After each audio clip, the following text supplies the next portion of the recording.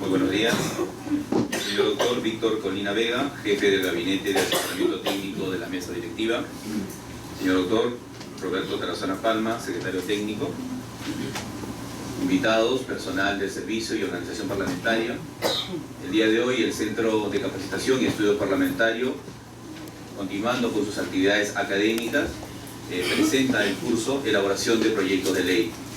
Sin mayores preámbulos, queremos agradecer la presencia del doctor Víctor Colina, representante de la mesa directiva, a quien le damos las palabras, previo un fuerte aplauso para la inauguración del curso. Gracias, buenos días. Prefiero estar aquí sentadito y me parece más familiar y coloquial. Tengan ustedes buenos días, el saludo del presidente del Congreso.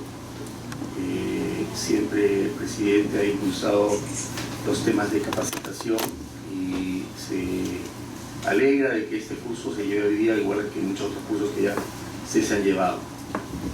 En la mañana pensaba cómo enfrentar esto de inaugurar o de declarar inaugurado un curso respecto de la elaboración de proyectos de ley. Hace aproximadamente 27 años decidí trabajar para el Estado. Trabajé algunos años para el entonces presidente del Consejo de Ministros, Manuel Ulloa, que creó las coordinaciones parlamentarias como una necesidad para que el Ejecutivo estuviera informado de qué es lo que hacía el Parlamento, más si él era congresista, era senador. Y luego vine a trabajar aquí al Senado de la República. Tras todo este tiempo como profesional me costó un poco de trabajo consolidar la parte técnica con la parte política. Me tomó casi 8 años entenderla y tratar de trabajar y vivir en un ambiente en el que la actitud profesional es la que debe primar, pero también debemos entender que la parte política tiene un espacio y que estamos en un ente, en una institución eminentemente política y que las decisiones las toman los políticos. Nuestro deber como asesores, como servidores parlamentarios, es tratar de que las leyes y las funciones de los congresistas de representación y de fiscalización, que son las otras dos, se hagan lo mejor posible. Entonces pensaba yo, ¿cómo puedo llegar a ellos en esta inauguración a que entiendan la importancia de la elaboración de los proyectos de ley? Y me decidí el día de la mañana meterme un rato al sabelotodo de internet y buscar algunos pensamientos de filósofos sobre ley y sociedad. Y encontré cosas muy interesantes que quizás transmitan algo de lo que quiero decir hoy día. Anacarsis, un filósofo que cita, decía: muchas veces las leyes son como las telarañas. Los insectos pequeños quedan prendidos en ellas. Los grandes la rompen. ¿Qué podemos sacar como conclusión de esto? Las leyes tienen que ser lo suficientemente fuertes y a la vez equilibradas y tener equidad. Las leyes son normas generales, se hacen para todos. No se hacen ni para un grupo, ni para determinadas personas, ni para determinada situación. Son leyes generales. René Descartes, un filósofo y matemático francés, decía: la multitud de leyes frecuentemente presta excusas a los vicios. ¿Qué podemos concluir de esto? Ser prudentes. Debemos, como asesores, como servidores parlamentarios, proponer únicamente las leyes necesarias.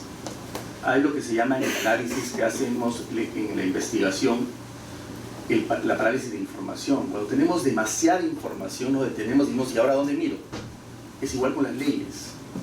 Las leyes, la cantidad de leyes no importa, sino la calidad de las leyes. Platón, filósofo griego, solía decir: el legislador no debe proponerse la felicidad de cierto orden de ciudadanos, con exclusión de los demás, sino la felicidad de todos. Esto apunta a la naturaleza de las leyes. Las leyes son de orden general y para todos. Tenemos el artículo 103 de la Constitución que dice que solamente se puede dictar leyes especiales en función de la naturaleza de las cosas, más no de las personas. yo quiero reforzar y hacerles entender, las leyes son generales, son para todos. Ese es un principio que no deben olvidar cuando formulen un proyecto de ley. Y deben formular cuando es necesario. Y cuando es necesario deben buscar la fortaleza, el equilibrio y la equidad en esos proyectos de ley. Y finalmente, John Stuart Mill, un filósofo y economista inglés, dice: las leyes no se mejorarían nunca si no existieran numerosas personas cuyos sentimientos morales son mejores que las leyes existentes. Esto evidentemente alude a la ética, a la moral y a la capacidad de quienes formulan, debaten y aprueban leyes. Ustedes, que quieren aprender o que quieren mejorar cómo formular leyes, son el primer paso, el primer peldaño en la formulación de las leyes. Es donde van a iniciarse si lo dimos a la cultura y a las esculturas, a la elaboración de la obra artística. Ustedes van a dar la forma y se la van a presentar al congresista o, en todo caso, a quienes tengan capacidad de presentar proyectos de ley, ¿no?, para que lo presenten. De ahí la esencia moral que deben tener, la esencia ética que deben tener para formular leyes que beneficien a la ciudadanía, que ayuden a un orden jurídico donde lo que importa es, donde hay un vacío legal, tratar de legislar. Donde hay una falta de claridad, tratar de aclarar las cosas.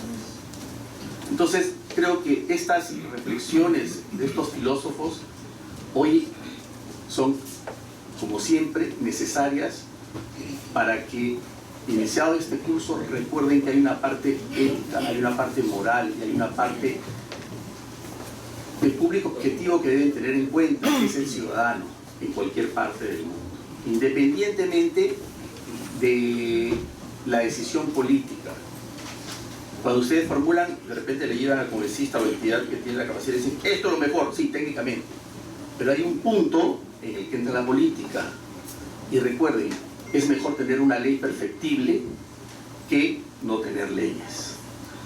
Quiero con esto declarar inaugurado este curso. Espero que el doctor Tarazona, que nos conocemos ya varios años, que tiene experiencia en esto también, pueda tener este coloquio con ustedes, ¿no? Y sé que además está capacitado para explicarles didácticamente las fases de elaboración de un proyecto de ley. En nombre del presidente, declaro inaugurado este curso y espero que saquen lo mejor de él. Muchas gracias.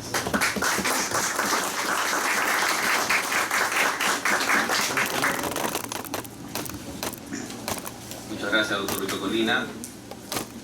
Acto seguido tenemos las palabras y la disertación del doctor Roberto Tarazona. Previamente, permítame leer su hoja de vida.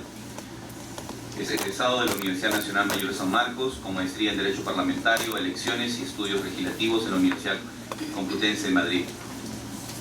Actualmente secretario técnico del Departamento de Comisiones del Congreso de la República, ha sido jefe del Centro de Investigación, Análisis Temático y Estadística y jefe del Departamento de Investigación y Documentación Parlamentaria del Congreso de la República. Actualmente se encuentra asignado a la tercera vicepresidencia del Congreso y será encargado la modernización de la gestión institucional.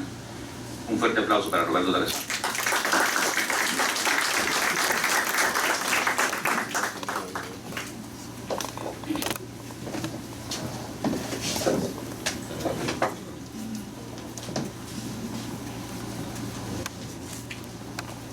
Buenos días. Primero, agradecer las palabras de la introducción que ha hecho Víctor Colina, que es el jefe del gabinete de asesoramiento de la mesa directiva, y también la presentación que ha hecho el jefe del centro de capacitación. Para mí es otra vez un placer compartir con todos ustedes algunas pautas que se han ido construyendo en base a la experiencia de varios años que tengo aquí en el Congreso y el diseño legislativo, pero que también es fruto de las abundantes bibliografías que he podido consultar a lo largo de mi actividad profesional. Pero no me gustaría que yo esté aquí hablando 1 hora o 2 horas y que no me puedan interrumpir. No me interrumpan mucho, sí, pero interrumpan por favor para hacer de esto una dinámica de ida y vuelta. Van a haber espacios donde me voy a detener para poder hacer unas reflexiones. Porque lo que se trata, repito, es que reflexionemos juntos de un tema sustancial, que es el diseño legislativo, en donde el principal instrumento, evidentemente, es el proyecto de ley. Antes de entrar de lleno, esto está que se cae, antes de entrar de lleno a la presentación, ¿puede pasar por favor? Quiero referirme a algunos aspectos introductorios para el diseño legislativo.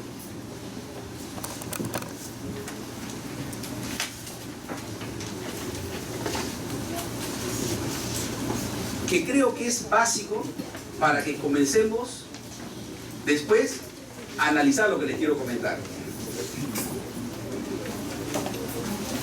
Ayer, no sé, creo que les han repartido una serie de materiales que he entregado, lo vi en la publicación. Quiero que vayan por favor a un cuadro. Hay unas estadísticas que ayer me entregó el Departamento de Investigación. No sé si las tienen. Las tienen, ¿verdad? Es este cuadrito. Okay. En este cuadro están referidos las estadísticas tanto de proyectos de ley como las leyes que ha emitido el Parlamento en los últimos periodos parlamentarios. Y como ustedes pueden ver, en el periodo parlamentario 95-2000 se dieron 813 leyes. En el 2000 al 2001, 170 leyes. En el 2001 al 2006, 1.497 leyes. En el 2006 al 2011, 1.236. Y en este último, ya van 1.281 leyes. Y también pedí al Departamento de Investigación que estableciera algún indicador de productividad. Y está al lado derecho de sus cuadros. Entonces la primera pregunta o la primera reflexión en esta parte introductoria es si podemos medir la eficiencia del Parlamento en función del número de leyes que aprueban. ¿Ustedes qué cosas piensan? ¿Creen que un Parlamento es más eficiente cuando emite más leyes? Correcto. Como bien lo decía Víctor Colina, no podemos medir al Parlamento en función del número de leyes que emite. Eso es un craso error. Los parlamentos del mundo hoy en día, independientemente si es un sistema parlamentario o presidencialista o semipresidencialista, ya están cambiando su actitud, pasando de la parte o de la actividad legislativa, que antes tenía un peso preponderante, como todavía lo sigue teniendo nuestro Parlamento, a otras funciones, a las funciones clásicas del Parlamento. Mayor incidencia, por ejemplo, en la función de representación.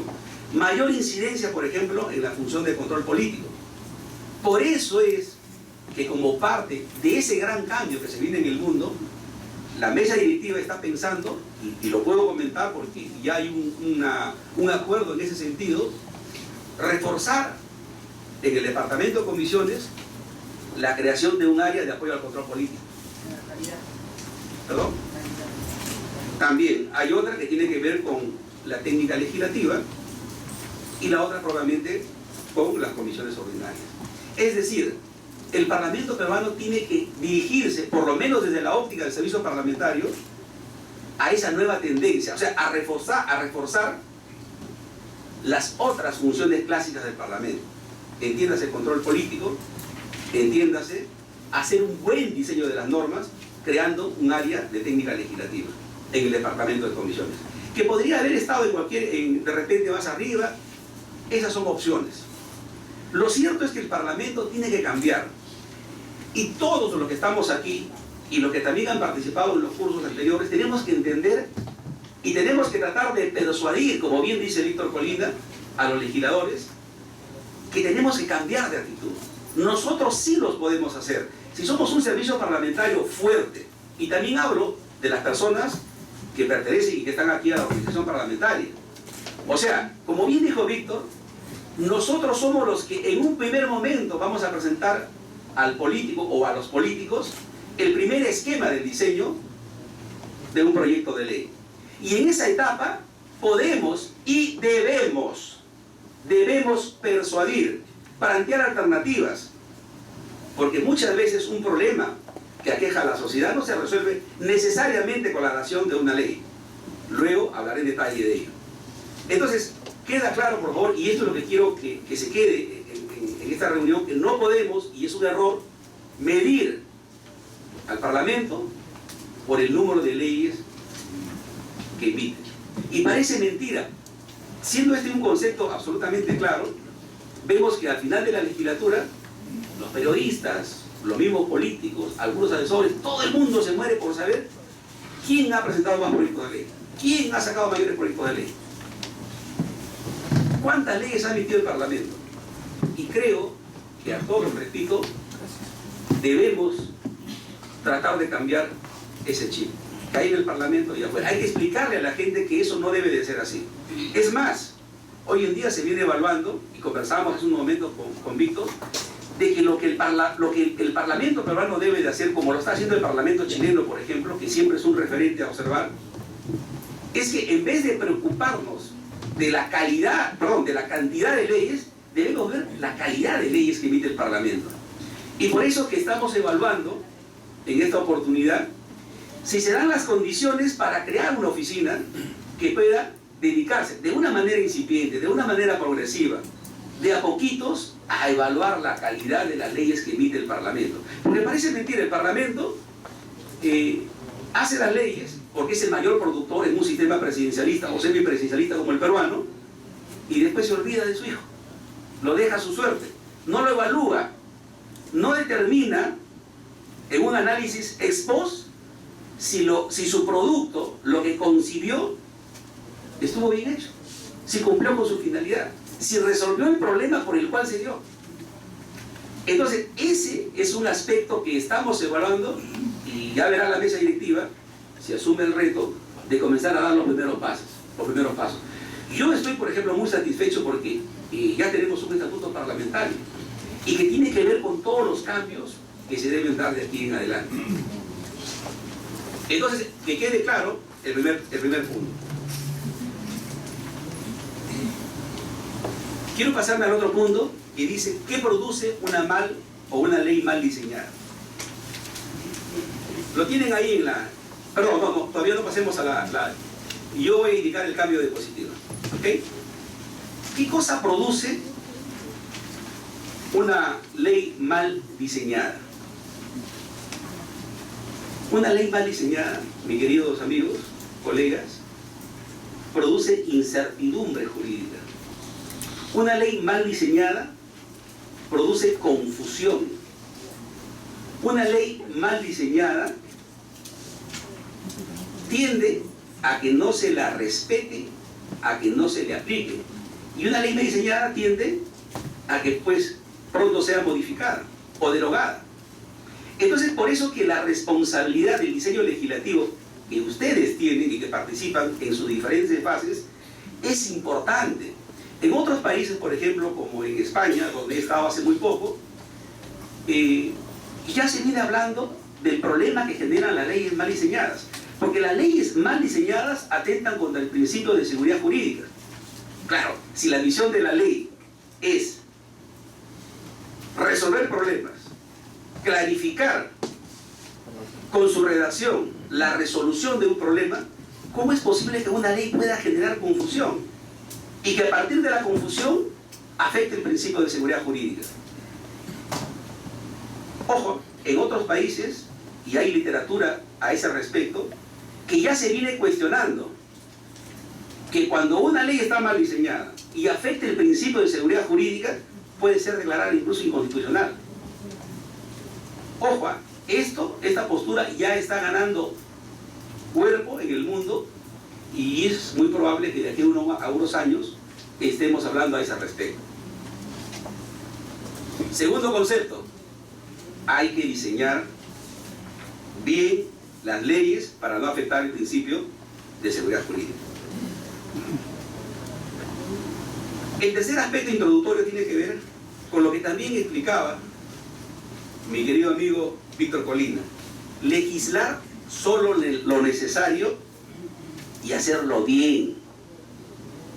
Ustedes pueden persuadir a los parlamentarios cuando observen que una ley no es necesaria, luego del análisis que luego explicaré cómo se debería hacer, que por cierto es una propuesta metodológica, ustedes pueden recurrir a otras más. Esto es importante, hay que legislar bien y solo lo necesario.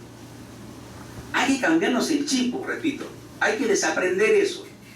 No se puede medir a los parlamentarios ni el trabajo que ustedes tengan por el número de proyectos de ley que elaboren, sino por la calidad del diseño que ustedes presentan a los parlamentarios.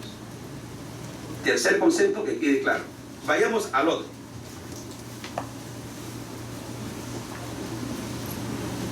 A propósito de esto, lo que estoy mencionando no es que se me ocurre a mí. La obligación, ojo, el deber de presentar proposiciones legislativas debidamente estudiadas, debidamente diseñadas, no es lo que a mí se me ocurre, es lo que establece y manda el reglamento del Congreso. Y es una obligación que tienen los parlamentarios. Y por lo tanto es una obligación que se extrapola a ustedes, a aquellos que colaboran con el diseño de los legisladores, con el diseño legislativo de los parlamentarios. Entonces por eso es que esa obligación no se puede decir, no, es para los demás, no es para nosotros. Ustedes también tienen esa responsabilidad como un deber de función. Que quede claro este cuarto aspecto introductorio. Es una obligación, un deber, presentar de los parlamentarios y por lo tanto de sus trabajadores, de presentar leyes debidamente o proyectos de ley debidamente estudiados.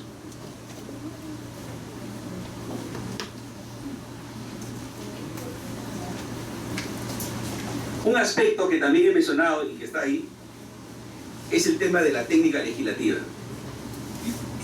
Y les digo, amigos, yo soy un convencido de que las reglas y principios de la técnica legislativa inciden significativamente en la calidad de las leyes. Y les voy a contar una cosa que está en la cresta de la ola. Allí también, en los materiales, les adjunté una ley que ha modificado esta ley, que es la ley que modifica la ley de partidos políticos, ¿verdad? Y que está en la tormenta pública hoy en día. Y si ustedes ven, esta ley ha generado una confusión terrible, ¿no? Okay, algunos expertos decían, no, sí se aplica desde el día vigente de su publicación, porque así lo establece el artículo 109 de la Constitución. Otros decían, no se aplica, se debe aplicar la ley que estuvo vigente al momento del decreto de convocatoria del presidente. Una confusión terrible, a tal punto que el Jurado Nacional de Elecciones le dijo al presidente del Congreso, bueno, explíquenme cómo es esto, ¿no? Porque nadie al parecer sabía qué hacer. El presidente respondió, ustedes tienen la capacidad de interpretar. ¿Okay? Y bueno, la cosa es que cuando esto sucede y hay tantas posturas diferentes, acá hay un problema de diseño. Porque justamente la ley bien diseñada, no puede provocar eso, pues. Porque es un contrasentido. Justamente la ley se da para resolver un problema, no para que provoque que entre dos instancias del más alto nivel, como es el presidente del Congreso y como lo es el Jurado Nacional de Elecciones, bueno, que son los voceros institucionales de sus respectivas organizaciones, diga, bueno, Congreso, dime que está vigente o no está vigente, y el presidente le diga, ya la ley se dio, aplíquela, interprétela. Y que a nivel doctrinario haya destacados abogados que digan que esta ley no está vigente y otros que digan que sí está vigente. Entonces, yo tengo una postura, digamos, yo creo que el Parlamento, en el diseño interno, pudo y debió haber establecido qué aspectos de la ley deben aplicarse en este proceso electoral y qué otros aspectos no. ¿Por qué? Porque el primer intérprete de las leyes es el Parlamento. Pues algunos dicen, el intérprete supremo es el Tribunal Constitucional. Algunos dicen, el único intérprete supremo es el Tribunal. Mentira. Es uno más, pero el principal intérprete de la Constitución, de las leyes y de la Constitución es el Parlamento. Por eso a mí me sorprende cuando algunos dicen, el Tribunal Constitucional le ha dicho al Congreso. Le puede decir muchas cosas, pero el Parlamento tiene el poder de interpretar la Constitución. Esto que quede claro. Entonces, por eso les digo, miren ustedes cómo un mal diseño hace una confusión y que ha generado un tremendo problema, ¿no? Que todavía, al parecer, el jurado está que puja por resolverlo. Que ha llegado incluso hasta las instancias internacionales, porque entiendo que los señores que no les ha favorecido esto se van a quejar. Otro aspecto, por ejemplo, del mal diseño de esta norma, que yo lo he visto anoche, lo he estado revisando, y acá podría haber, como es legítimo, algún tipo de discrepancias o de posiciones, de que a mí, por ejemplo, yo no soy de Acuña por si acaso, pero me parece que, por ejemplo, esta ley no ha sido sometida a un debido control o test de proporcionalidad. Yo no entiendo, por ejemplo, cómo a un candidato, independientemente del que fuera, que canaliza un gran número importante de la población, efectivamente, como se ha visto, hace un ofrecimiento y entrega dinero, se le saque de la condición. Para mí, ese diseño, porque la ley lo dice específicamente, aquel que da ofrenda, se le sacará de la carrera electoral. A mí eso me parece, ese extremo de esta ley, me parece que no ha sido sometido a un análisis de proporcionalidad. Sí debe merecer sanción, pero excluirlo, a mí me parece es un exceso del legislador. Sí debe merecer una sanción, ahora te doy la palabra, sí debe merecer una sanción, pero me parece que es un exceso. ¿Por qué? Porque aquí hay que ponderar derechos. Uno, que es importante que también esté en la Constitución, que es el derecho de participación política. Y por otro lado, pues el derecho efectivamente de cumplir la ley. Efectivamente, la ley lo dice, aquel que da una labia o entrega, hay que excluirlo. Perfecto. Pero justamente el legislador tiene que proyectarse en esos posibles escenarios. Y les digo una cosa más. También me parece que esta ley, en su diseño, que no solamente es el aspecto normativo, el contenido, sino también en su oportunidad, valga la redundancia, es una ley que fue inoportuna. Claro, el Congreso cumplió, se le dio al presidente, el presidente se demoró, creo que el último día, luego para observarla, el Congreso insistió, y bueno, se pasaron los plazos. Eso también ayudó. Por eso es que en otras sociedades hay un pacto en varios países, por ejemplo de la Unión Europea, hay un pacto de que las modificaciones a la ley electoral o a las reglas electorales no se deben hacer, pues, tan cerca.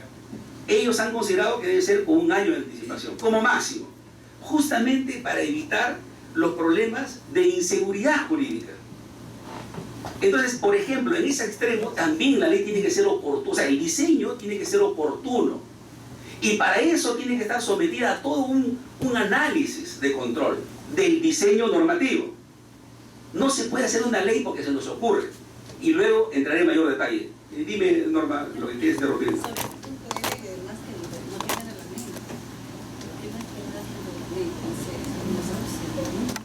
Bueno, hay leyes que deben reglamentarse, otras que no. No sé si esta ley lo establece.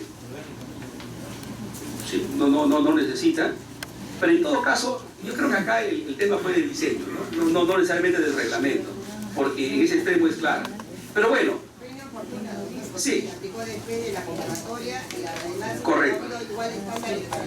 Eso lo hemos dicho, correcto. Pero avancemos un poquito para avanzar. Pasemos a la próxima diapositiva. Hasta ahí ha quedado claro los aspectos introductorios. ¿Ok? Pasemos. Bueno, como esta participación tiene que ver ¿Por qué no pasan los señores que están afuera? Acá hay espacio. O atrás, pueden pasar, por favor.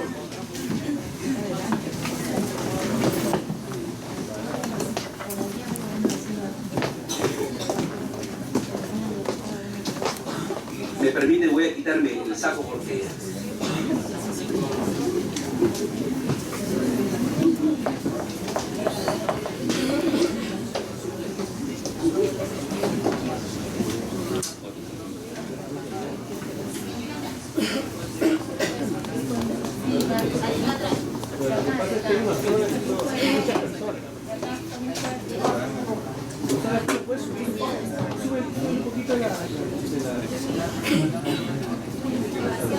Las alas súbelas un poquito, por favor.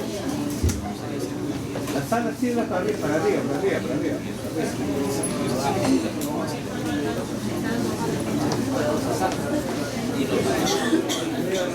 ¿Ya comenzamos, chicos? Bueno, avancemos. Miren, un aspecto que se me olvidaba. Miren, y es bueno que ustedes lo sepan. Qué importante es el diseño legislativos que en otros países, y nuevamente, Chile lo tiene Estados Unidos, lo tiene Canadá, lo tiene Corea, lo tiene España, tiene lo que nosotros ya tenemos, en chiquito, recién incipiente, que es un servicio de investigación. Que el servicio de investigación tiene su correlato en los servicios de información. Si los servicios de información son fuertes, institucionalizados, muy buenos, buena biblioteca, buen departamento de investigación, buen departamento de documentación, que estén integrados, que gestionen información, van a proveer a los servicios de investigación toda la información para que puedan responder a los requerimientos y a las necesidades de las comisiones. Así funciona en otros países y les ha dado excelentes resultados. En Estados Unidos, por ejemplo, existe el servicio de investigación. No se mueve ni un pelo, me refiero al diseño legislativo, si es que no se les consulta a ese servicio. Claro, estamos hablando de un monstruo que maneja solamente ese servicio de investigación el presupuesto de todo el Congreso, o sea, más de 600 millones. Pero si los legisladores quieren legislar sobre insectos, hay un experto en insectos, hay un especialista, y si no lo hay, lo contratan porque tienen presupuesto, tienen convenios y colaboran. Es decir, en un sistema presidencialista como por ejemplo el estadounidense, donde tiene un servicio de investigación muy fuerte, donde tiene un servicio de información muy fuerte, una biblioteca potente, extraordinaria, la más grande del mundo, donde tiene especialistas de primer nivel, las decisiones fluyen, pues. Cuando un parlamentario quiere legislar, por ejemplo, repito, sobre insectos, estoy exagerando el término un poquito, para que sea más didáctico la comprensión, la biblioteca o los servicios de información le proveen toda la información a los analistas, a los investigadores, sobre el tema de insectos. Y el investigador responde a lo que le han pedido las comisiones, a lo que le han pedido los parlamentarios sobre el tema de insectos. Con un nivel de alternativas, alternativa 1, esto, alternativa 2, esto, los costos, esto. Porque además, por ejemplo, en los Estados Unidos, tienen el CBO, que es un servicio de análisis presupuestal que le provee a los legisladores toda la información de los impactos presupuestales que va a tener o que tendría la futura norma. ¿Qué cosa es lo que le quiero decir con esto?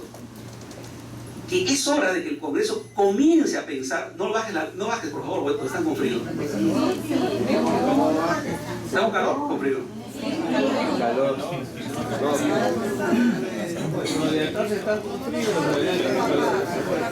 ¿Esto acá? Ahorita lo voy a prender ahí, doctor. Sí, porque yo estoy que me zancocho. Hacen la agua. Lo que les explicaba. Miren, ustedes lo que tienen que entender y tienen que tratar de estar en esa dirección es de que nuestro Congreso está haciendo cambios, pero todos tenemos que apoyar para que los cambios sean progresivos y poner el hombro.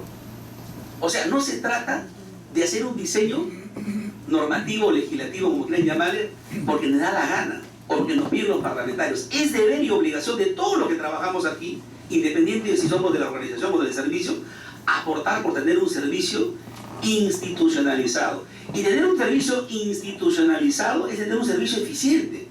Un servicio eficiente es el servicio que responde a las necesidades de los parlamentarios. Yo he visto casos extraordinarios donde un parlamentario pide algo y la gente del servicio e incluso de la organización dice, bueno, voy a averiguarlo y no sabe cómo averiguarlo. Eso no puede ser, pues.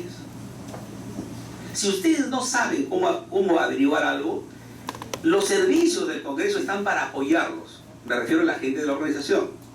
Pero para eso tenemos que construir, vuelvo a incidir y a repetir, servicios de información muy fuertes, biblioteca, el archivo, lo que antes era el CEDOC, lo que ahora es el DIP, y un servicio de investigación muy fuerte, y que ellos estén amarrados, entrelazados, para que respondan esos dos, información e investigación, a las necesidades de las comisiones o de los propios parlamentarios.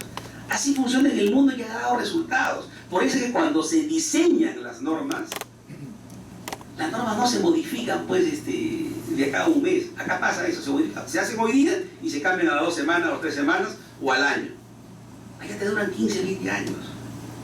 Porque la ley debe tener, y es una de sus características, una vocación de permanencia. O sea, de vocación de permanencia en el tiempo. Entonces, ¿eso cómo se consigue? Leyes buenas, leyes de calidad en el diseño, teniendo, repito, estos servicios. Claro, Víctor Colina me dirá, pues eso es teoría, eso está bien, pero yo no soy político, porque los políticos, como él ha expresado, tienen otra variable. Ellos toman las decisiones. Todo lo que estamos aquí aportamos a la toma de decisiones, con nuestros conocimientos, con nuestra técnica, con nuestra información, con el diseño legislativo. Pero puede ser que el legislador, dentro de su potestad de legislar, diga, pues yo no quiero eso, yo quiero otra cosa. Puede darse caso, pero ustedes pueden persuadir que esta es la mejor alternativa. Yo, por ejemplo, mucho recuerdo, y lo voy a poner como ejemplo, cuando hace algunos años, y este ejemplo ya lo he puesto en otras reuniones, alguien preguntó por el tema de los billetes electrónicos, creo que 2006, 2007 o 2010, ¿y cuándo va a costar los billetes electrónicos? Se debatió allá en el Pleno la ley para aprobar el tema de los billetes electrónicos. Y nadie sabía cuánto iba a costar. Porque es mentira también cuando la gente dice, no, esta ley no tiene ningún costo. Es mentira, pues toda norma tiene un impacto. Pero luego hablaremos de eso. ¿Ok? Entonces, regresemos a esto. Si se nos han pedido cómo hacer un proyecto de ley, lo primero que tenemos que hacer es definir qué es un proyecto de ley. Y esa definición la voy a tomar de lo que dice el artículo 67 del Reglamento del Congreso. El artículo 67 del Reglamento del Congreso dice que el proyecto de ley es un instrumento parlamentario. Al igual como las mociones, por ejemplo, es un instrumento parlamentario. O sea, es un documento, es un instrumento que sirve ¿para qué? ¿Para qué? Para activar el procedimiento legislativo. Todas las etapas del procedimiento legislativo se inician con un proyecto de ley, se activan con un proyecto de ley. ¿Ok? Pero ¿qué es lo que pasa? Este derecho, por decirlo así, o este beneficio de los proyectos de ley los tiene, como ustedes saben, no todo el mundo. Para mi modo de ver es muy exagerado, pero lo tiene el presidente de la República, lo tienen los congresistas, los titulares de los organismos autónomos, los ciudadanos también, siempre y cuando cumplan algunos requisitos. ¿Ok? Los gobiernos regionales, los gobiernos locales. Los colegios profesionales también los tienen. Hay una variedad. Para mi gusto, son demasiados. Y creo que inciden en contra, en mi postura, de los partidos políticos. Porque si la definición de los partidos políticos es que ayudan a canalizar la voluntad ciudadana y de las instituciones, lo lógico, creo yo, es que todas esas necesidades deberían canalizarse, valga la redundancia, por los partidos políticos. Pero bueno, hemos optado, el legislador ha optado por tener un modelo así bien amplio, ¿no? Creo que son como 11, como 12 los que pueden tener el derecho de iniciativa legislativa. Además de ciudadanos. Además de los ciudadanos, efectivamente. ¿Ok? Entonces, habíamos dicho que un proyecto de ley entonces es un instrumento parlamentario, activa el derecho de iniciativa legislativa, promueve el procedimiento legislativo. Ahora, ustedes se han puesto a pensar Si se genera una competencia brutal por activar el procedimiento legislativo, ¿qué es lo que sucede con ello? Porque ustedes, nosotros, los que estamos en comisión, no podemos decir a este proyecto yo no me gusta, yo lo dejo ahí y no lo activo. No. Tenemos que, o sea, todos los proyectos, así estén mal diseñados, merecen que como correlato se active el procedimiento legislativo. Y eso tiene una implicancia no solamente presupuestal, tiene un desgaste terrible para todos los que trabajamos en el Parlamento.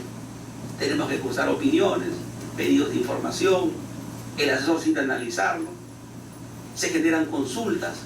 O sea, si nosotros de manera irresponsable o de manera no negligente, cuando los parlamentarios no presentan iniciativas debidamente estudiadas, vamos a activar y vamos a perder horas hombres, presupuestos, recursos. Y eso va a ser quizás, no solamente en el aspecto, va a tener impacto no solamente negativo en el tema económico, sino va a desalentar la toma de decisiones.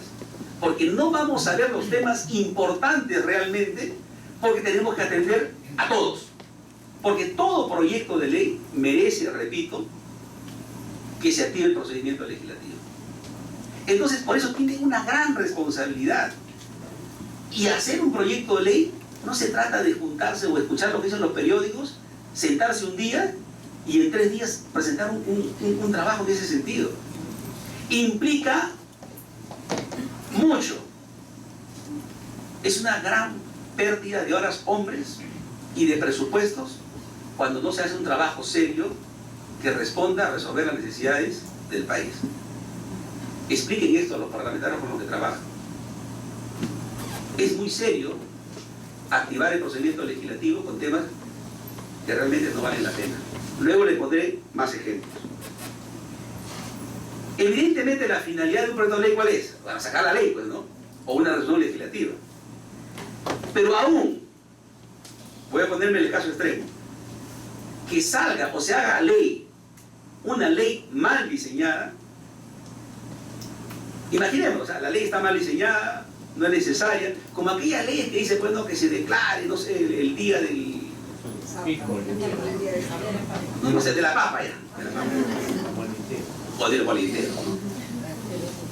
Que podría, yo no digo que no se declare, yo digo que sí se debe declarar, pero digo que el instrumento para ese tipo no debe ser la ley.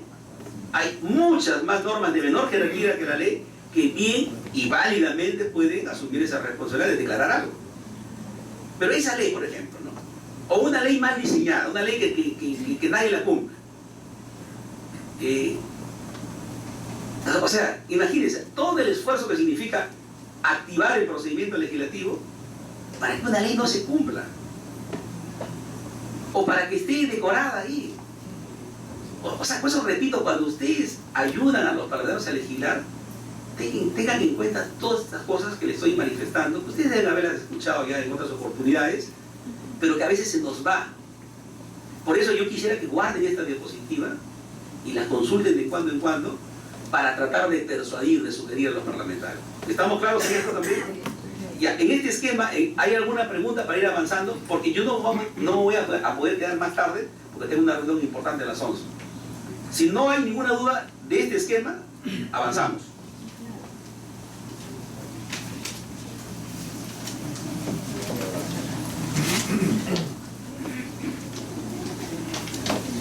Estaba entre poner etapas y me decidí por poner flujograma de un proyecto de ley. O sea, que es lo mismo, ¿no? Es el recorrido que hace una iniciativa legislativa, ¿no? Es lo mismo. Pero acá ya vienen los consejos que le voy a dar. Una ley o un proyecto de ley no es pues que surge porque el Espíritu Santo o la Virgen María me dice, oye, tienes que legislar así, ¿no? La idea de la ley sale de algún lado. Y lamentablemente, yo diría con los años de experiencia que tengo aquí, en un gran porcentaje sale siempre, adivinen de dónde. ¿De dónde sale la idea de legislar? ¿De dónde? A ver, cualquiera de ustedes. Correcto. Exactamente. Yo no digo que siempre es un problema. Yo digo que generalmente la idea de la ley sale de los medios de comunicación. Hay un muerto por aquí o por allá, una bomba, una granada. Hay que legislar para sancionar a aquel que hace explosionar una granada.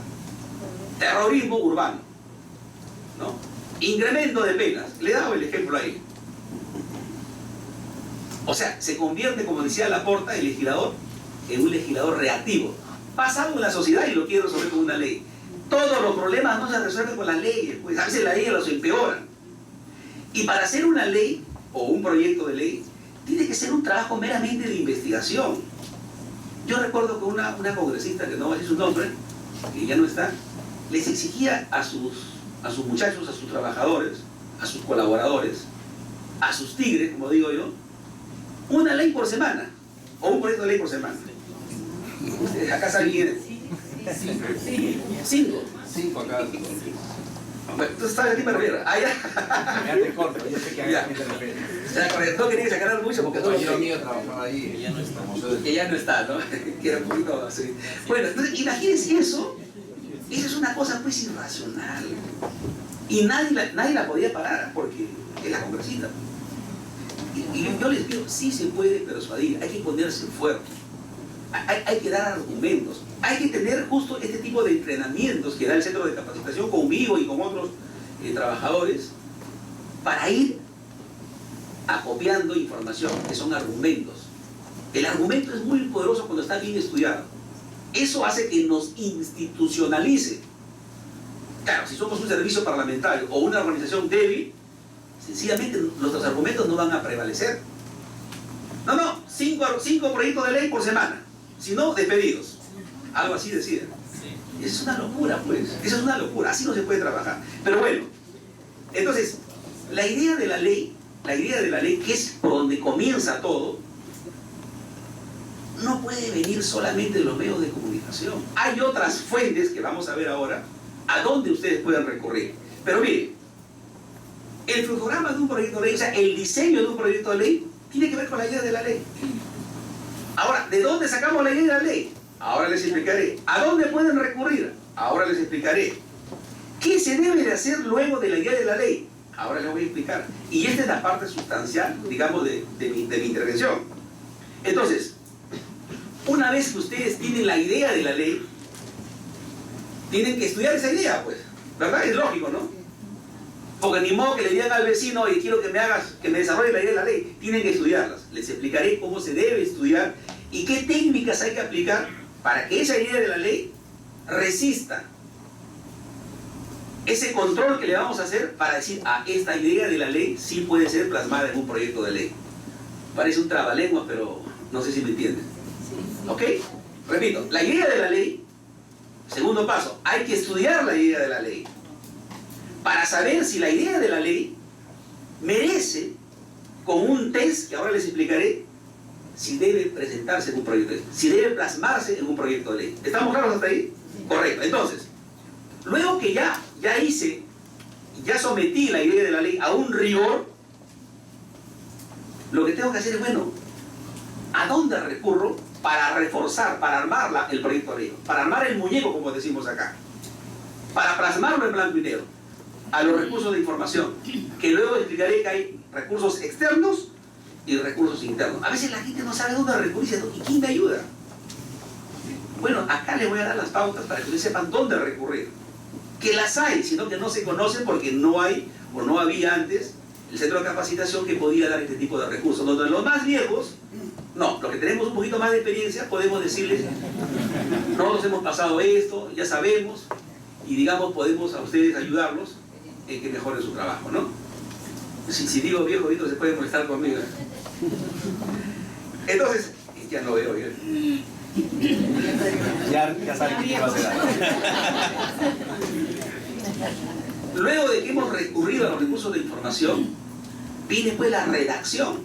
Y la gente dirá, bueno, un proyecto de ley se redacta como me da la gana. No es así. Tiene todo un tecnicismo. Y allí viene el manual de técnica legislativa que ustedes deben observar. Y si no lo tienen, pídanlo a la oficialía mayor, o no sé si lo tiene el centro de capacitación, Pero es una norma, es un acuerdo de mesa que deberían tenerlo como libro de cabecera, ahí al ladito de su escritorio. El manual de técnica legislativa, que también tiene un manual de redacción. Y esto, o sea, redactar un proyecto de ley no es lo mismo que redactar una carta de un oficio. Tiene un tecnicismo propio de la actividad parlamentaria. E incluso a veces, doña Marta Hiller decía, yo no sé los abogados cómo hacen estos adefesios, porque había términos que tienen un lenguaje muy metido en la dinámica, en nuestra cultura institucional, ¿no? Y doña Marta pues decía que eso era una herejía contra el castellano y estaba muy molesta, pero bueno, también respetaba ella lo que es la tradición institucional, la cultura organizacional. Pero bueno, también explicaré rápidamente cómo se debe redactar una iniciativa legislativa y a dónde deben recurrir, a qué instrumentos para que ayuden a construir una redacción buena. Porque la norma tiene características, debe tener características de ser clara, concisa, sencilla. Y a veces los abogados creen que por mucho redactar o darle vueltas a la idea es una mejor ley y es mentira. La ley tiene que ser sencilla, que lo entiendan todos. Claro, una ley puede tener diferentes interpretaciones y a veces el legislador no repara en ello. Y ahí viene el tema de la interpretación, que a veces el tribunal dice, ¿no? Esta ley debe interpretarse en este sentido y en este otro sentido no, es válido. Pero el Congreso también puede interpretar.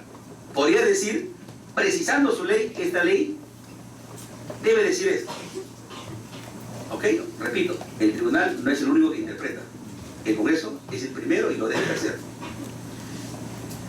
Luego, pues evidentemente viene la presentación de la propuesta y luego la publicación, que esto no voy a explicar porque es absolutamente claro. Pasamos, por favor. Hasta aquí, algún cuestionamiento, algún punto de vista, alguna observación para pasar a la... Sí. Habla fuerte, por favor, quería preguntarle respecto a título del programa que ha planteado. ¿Cuál es la importancia del término en mayoría, la diferencia como sustitutorio también del dictamen, o sea, lo que se provoca después de la evaluación del proyecto de ley? Más bien, yo le digo al centro de capacitación que prepare un tema para hablar sobre los dictámenes, ya, porque si no nos vamos a distraer del tema. ¿Ok? ¿Alguna otra? Luego de terminado conversamos sobre el asunto, ¿ya? Sí, a ver, Satu. Simplemente agradezco por su magistral, ¿no? Su charla, que estamos para actualizarnos, capacitar. Y detalles, tengo un poco de duda, por ejemplo, sobre, como usted dice, que hay algunos proyectos que sirven como un adorno. Yo he escuchado también en varios sitios que hay, por ejemplo, el tema de crimen organizado. Por ejemplo, la gente emboscado tiene que ser personas especializadas, preparados, y hay veces, como cualquier soldado, como recluta, meten a Brian, mueren como si nada. Yo creo que pasa también falta de implementación, falta de presupuesto, ¿no? Entonces, la ley es bonita, linda, pero la verdadmente no se hace cumplir como debe ser. Entonces, ¿cómo podemos implementar, mejorarlas? Justamente lo que tú dices es muy importante, o sea, ¿para qué hacer una ley que no se puede cumplir si se está cumpliendo? Y es cierto, pero justamente lo que el Congreso debe hacer en su diseño legislativo es hacer normas que se cumplan, que se puedan cumplir. Y a veces se incurre el legislador, y yo también lo he incurrido varias veces, en que puedes hacer una norma perfecta, pero no la puedes aplicar. No lo puedes aplicar. No lo puedes aplicar porque no hiciste una adecuada evaluación. Y yo me acuerdo, y lo voy a decir porque no tengo ninguna vergüenza de decir que también nos equivocamos. Y en algún momento trabajamos una norma que tiene que ver con las historias clínicas electrónicas. La norma salió bien bacán, perfecta. Pero cuando hicimos el análisis con los expertos no nos dieron una adecuada información. Y nos dijeron que técnicamente, y hablamos con los expertos, del Ministerio de Salud, me acuerdo mucho, que sí se podía aplicar. Se hizo un diseño, se hizo una buena ley para las historias clínicas electrónicas, y después de un tiempo pregunté y no se está aplicando. ¿Por qué? Porque falló el diseño. ¿Por qué? Porque no te dieron una adecuada información. Por eso la información hay que contrastarla. Cuando ustedes si algunos trabajan en comisión, no les cuenten, no crean todo lo que les cuenten. Así sean expertos, hay que contrastar la información con otros expertos. Hay que contrastar la información con otras fuentes. Y yo cometí el error, y no me avergüenzo de decirlo, de verdad, de que me dejé llevar de lo que me dijo un experto en sistemas del Ministerio de Salud. Y resulta que esta ley, que salió bien bonita, por cierto, no se está aplicando. Y es una frustración que uno haga tanto esfuerzo para que una ley no se aplique. ¿Por qué? Porque no había el sistema, no sé cómo explicarlo, pero la base operativa tendría que comprarse en varias a nivel nacional, y era un tema ahí que se nos fue. Por eso les digo y repito, es muy serio hacer diseño legislativo, no es cosa tan sencilla como algunos piensan. Voy a seguir avanzando, ¿ya? Pasemos por favor a otra diapositiva. Miren, esto es importante, como les decía. Cuando ustedes tienen el tema de la idea de la ley, dicen, bueno, si un parlamentario les dice, yo quiero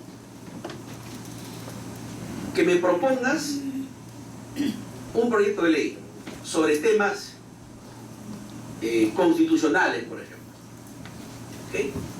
¿Ustedes a dónde recurrirían? Estoy interesado en... le dice, yo tengo mi perfil, soy abogado, ustedes son sus asesores, quiero legislar sobre temas vinculados a los aspectos constitucionales, a los aspectos... ¿Dónde recurrirían ustedes? A los aspectos judiciales. De estas fuentes que sirven para la idea de la ley, ¿a dónde recurrirían? A ver, ¿quién me dice? Si yo soy médico, soy congresista médico, y les digo, quiero incidir en los problemas que hay en los temas médicos. Habla fuerte. ¿De dónde? Exactamente. Si yo soy abogado congresista y quiero legislar sobre temas constitucionales, ¿a dónde recurriría? ¿A qué fuente tendría que recurrir para agarrar la idea de la ley? Vamos, a ver, quiero que participen. Al Tribunal Constitucional. El Tribunal Constitucional tiene exhortaciones al legislativo. El Tribunal Constitucional en muchas de sus sentencias les dice, recomiendo, exhorto, pido al Congreso de la República que legisle sobre tales materias, por esto, por esto, por esto, por esto. Y la gente recurre a los periódicos para legislar. Y a veces los periódicos hablan cualquier tontería. Y cosas que realmente a veces obedecen a la conveniencia del medio, que es legítima, por cierto, ¿no? Por eso que hay tantos periódicos, ¿no? Entonces, cuando ustedes quieran tener una idea de la ley en el campo que su parlamentario quiere incidir, tienen que recurrir a estas fuentes para el diseño legislativo, que está el Tribunal Constitucional.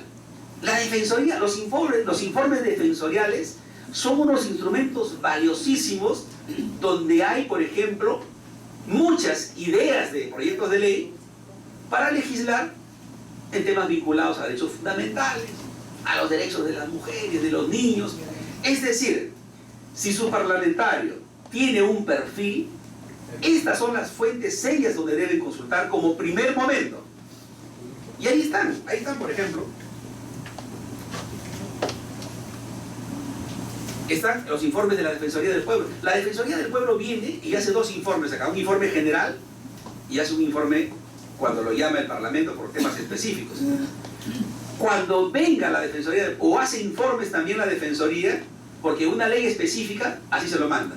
Esos informes deben leerlos, deben conocerlos y ver por partes qué aspectos son los que a sus parlamentarios les conviene políticamente activar y sacar de ahí. De ahí sale la idea de la ley. Ah, este es un problema concreto que la Defensoría ha identificado. Porque alguien tiene que identificar para que sean problemas, ¿no? O los medios de comunicación, o el tribunal, o la defensoría, o los planes sectoriales, etc. Entonces, ¿cuál es mi consejo? Recurran ustedes siempre a estos instrumentos que son las fuentes para el diseño legislativo. Tienen que ir a los planes de gobierno. Hay ideas interesantes. Tienen que ir a los planes sectoriales, lo que decía el amigo. Si su jefe está interesado en temas energéticos, tendría que recurrir al plan sectorial del Ministerio de Energía y Minas. tiene que recurrir a los planes de acción de los gobiernos regionales, de los gobiernos locales. Claro, en un tema más focalista, pero que se podría ampliar, ¿verdad? Porque los problemas de los gobiernos regionales y locales son generalmente comunes y hay algunos temas que podrían ser transversales y ser fruto de un diseño legislativo. Porque la norma, como bien lo decía Víctor Colina, tiene un alcance general, o debería tener un alcance general. Entonces, estas son las fuentes que ustedes deberían beber para captar una idea de la ley. ¿Qué más? Los mensajes presidenciales, por ejemplo. Cuando el presidente de la República viene de manera obligatoria, los 28 de julio, siempre lanzan lineamientos de política general de gobierno. El que está mosca capta la idea y elabora un proyecto de ley que va a coincidir necesariamente con lo que el presidente ha dicho, ¿no? O de repente ya lo tiene listo. Entonces, gane quien gane, por ejemplo, ahora, en estas próximas elecciones, va a venir a explicar la política general del Estado. Ahí van a estar contenidos los lineamientos importantes de la actividad gubernamental del partido que gane, digamos, para los próximos 5 años. Ustedes deberían estar mosca escuchando ahí y en los temas de interés desarrollar esas ideas. Manifestabas que la ley debería ser permanente, Tiene vocación de permanencia. No mínimo 20 años. En este caso, de repente, habría más que buscar la fuente en el acuerdo nacional, que son políticas También está ahí. sobre los gobiernos, porque los mensajes presidenciales son políticas del gobierno, que por lo mucho duran 5 años, ¿no? Y respecto también a usted pone una fuente ahí que son fuentes de diseño, que son las noticias, medios de comunicación. En este caso creo que no sería mal, yo pienso, en el sentido, sino que habría que hacer un debido estudio de esa información, ¿no? Y rescatar de repente la información que nos puede servir para legislar. Está bien. Y yo no digo que no se debe recurrir a los medios de comunicación. Es más, está ahí está, dice noticias de medios de comunicación. Y también está el Acuerdo Nacional. Claro, el Acuerdo Nacional es un excelente instrumento de gestión pública donde están contenidas las políticas generales que los partidos políticos se han puesto de acuerdo. Hay 34 políticas de Estado. Y ese es un excelente instrumento donde puede surgir una idea de la ley.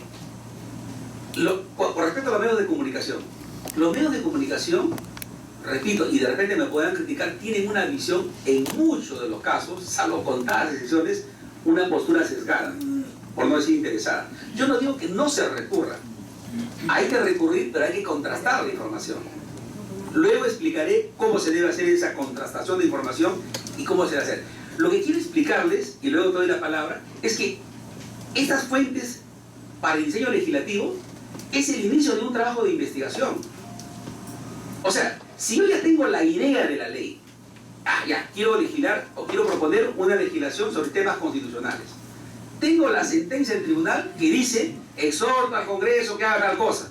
No porque el tribunal lo pide, automáticamente hago el redacto del proyecto de ley y el tema queda ahí. No, ahí está la idea de la ley. Si el tribunal, por ejemplo, o la Defensoría del Pueblo hace una exhortación al Congreso, esa exhortación que está contenida y basada en un caso concreto, sea Defensoría o el tribunal, yo lo que tengo que hacer es contrastarla. ¿Con quién? Comenzar mi investigación. Si por ejemplo se trata de un derecho fundamental, recurro a la biblioteca para ver todos los temas vinculados a esa materia donde el tribunal o la Defensoría del Pueblo ha hecho la exhortación. Contrasto información, recurro a un experto. Oye, el tribunal ha hecho esa exhortación, ¿qué cosa piensas? Lo grabo. ¿Ok? Claro, con su autorización, ¿no? Lo entrevisto. Luego me voy a otro investigador, a otro experto en esa materia y le vuelvo a preguntar, ¿te parece que la exhortación del tribunal o la Defensoría está bien? ¿Cómo se debería enfocar esto? ¿Cómo se debería abordar esto? Y comienzo a investigar el tema. Me voy a la legislación exterior. ¿Cómo se ha legislado en los países de la región? ¿Cómo se ha legislado en otros continentes? ¿Cómo se ha resuelto? O sea, es un trabajo de investigación serio. Y yo no les digo, pues yo digo, estamos todavía en la idea de la ley. No hay que confundir. Por muy seria que sea la exhortación del tribunal, hay que contrastar la información. Por muy seria que sea la información en un medio de comunicación, hay que contrastar la información. Y contrastar es pasar por un proceso riguroso de investigación. ¿Perdón? No te escucho. Por un filtro. por varios filtros. Y luego les explicaré cuáles son justamente esos filtros. Que no es un invento mío, eso lo dijo mi gran amigo Pepe Elise, que hizo una sistematización que le pusieron el libro azul, que es un checklisting o una lista de chequeo que viene, que es un aporte de los alemanes. Que en el Perú se comenzó a hablar de estos checklists en la década del 90. Pero que luego Pepe Elise, que fue oficial mayor, un gran oficial mayor del Congreso, adaptó, hizo una recomendación cuando trabajó para la Reflexión Democrática. Y bueno, y yo les he traído eso, el trabajo que hizo Pepe, que yo lo comparto en muchos de sus extremos. Pero también, no sé si les he entregado, hay checklists alemanes que también tengo, específicamente el de Hamburgo, hay una lista de chequeos de Asturias, del Principado de Asturias, tengo varias listas de chequeos. Pero lo que quiero decirles es que esto de acá es el inicio del trabajo de investigación que ustedes deben hacer, que debe partir por contrastar la información. ¿Alguien quería hablar por ahí? Sí. Fuente de información, pero también es importante tener identificado a los actores, los stakeholders en torno al proyecto de ley que necesita. Claro, claro, lógico, pero eso viene en el análisis ya de la misma iniciativa. Claro, el costo-beneficio, por ejemplo, ¿no? Ahorita vamos a explicar eso. ¿Alguien más para pasar? ¿Norma? ¿Alguien más querido? El Carlos no ha perdido esto, ¿no? Está prendido. ¿Está prendido? No, esto está apagado. Chicos, ¿está claro esta diapositiva? ¿Ok? Sí, a ver. Disculpe que vuelva al tema anterior de la opinión de jurado de elecciones. Yo quería recordar que también uno considera acá en el frente del diseño legislativo que el presidente del Jurado Nacional de Elecciones, en julio del año pasado, él decía: quiero una ley que adecue en el sistema electoral. Y del Congreso salió una voz que decía: si quieres su ley, que consulte al Congreso y que venga a hacer su ley. Entonces ahí tenemos clarito el diámetro, cómo no se tomó en cuenta la fuente del diseño de la ley legislativa. Pues si nosotros miramos o comparamos con la opinión española, que mucho me gusta, que no estaba ahí, por ejemplo, ahí me atrevo a decir, Emiliano Santolaya López, él hace una distinción cómo nace el proyecto de ley de las Cortes Generales. Cuando hace la distinción de las Cortes Generales, tiene la prioridad del poder de advertir anteriormente antes que ocurra, y el Congreso es responsable. Correcto. Ha dado un punto que quiero explicarle lo que plantea acá nuestro amigo. Miren, España, el modelo que hace referencia, tiene un sistema parlamentario. Y España tiene un sistema de diseño legislativo que es desconcentrado, pero que se guía por directrices o directivas, que también las tengo. Aquel que esté interesado va a mi oficina y se las puedo proporcionar. Entonces, ¿cómo es el modelo español? Ustedes saben que como es un sistema parlamentario, el gobierno, o sea, el Ejecutivo, nace del Parlamento, ¿verdad? O sea, el Parlamento es el que pone y decide quién es el gobierno. Digamos que ahí el principio de colaboración entre poderes está bien amarrado. Acá tiene mayor fuerza el principio de separación entre poderes, porque tenemos un sistema presidencialista o semipresidencialista. Entonces, como en España es un sistema parlamentario, el mayor productor de las leyes es el gobierno, no es el Parlamento. Y esa es una característica que define el sistema parlamentario. O sea, en un sistema parlamentario, el mayor productor de leyes es y siempre es el gobierno. En un sistema presidencialista es al contrario, el mayor productor de leyes es el Congreso. Claro, la única excepción es el modelo chileno, pero luego en otro momento hablaremos de eso. Entonces, ¿qué lo quiero decir? Como el mayor productor en España es el gobierno, en España hay una oficina que les dice a todos los ministerios: ustedes, para hacer sus diseños normativos, vean estas directivas. Son varias directivas. Y como bien dice el amigo, incluso ya el proyecto de ley viene con el impacto normativo. Viene con todos los informes. Acá, los parlamentarios presentan una iniciativa y después se piden los informes al Ministerio de Economía, al Ministerio de Energía, etc., ¿no? Y esos informes se acoplan al expediente para el análisis. En España es al contrario. Cuando se lleva el proyecto de ley del gobierno, ya llega con todos los informes, como bien dice el amigo que conoce, al análisis del Congreso. No sé si está claro las diferencias. Ok. Pero eso es por el modelo que se tiene. ¿Algo más? Si no, para avanzar. Ya. Vayamos ahora al estudio de la idea de la ley. Ustedes ya tienen fijada sobre qué quieren legislar o sobre qué quieren proponer una propuesta legislativa. Entonces, como les decía hace un momento, el cuestionario azul, y lo he tomado de Reflexión Democrática, que lo trabajó Pepe Liche, en realidad es un cuestionamiento a esa idea de la ley. Si es que pasa por esta lista de chequeo, nosotros recién podemos pensar en redactar el proyecto de ley. Y voy a explicar a cada paso. La primera pregunta es, ¿tiene claro el tema sobre el que se pretende legislar? El tener claro sobre la idea de legislar no solamente es comprender el problema o comprender la idea de la ley, no, es mucho más que eso, es saber, para que uno tenga claro lo que quieres legislar, o sea, la idea de la ley, tienes que haber investigado, tienes que ser un experto en el tema que tú quieres legislar, tienes que haber consultado con los especialistas. No solamente es comprender, así comprendo el problema. La pregunta es, ¿has investigado el problema? ¿Has investigado la idea de la ley que quieres planear? ¿Conoces todo lo que se ha escrito sobre esto? Esos cuestionamientos te deben servir para que tú digas, sí, tengo claro la idea de la ley. Perfecto.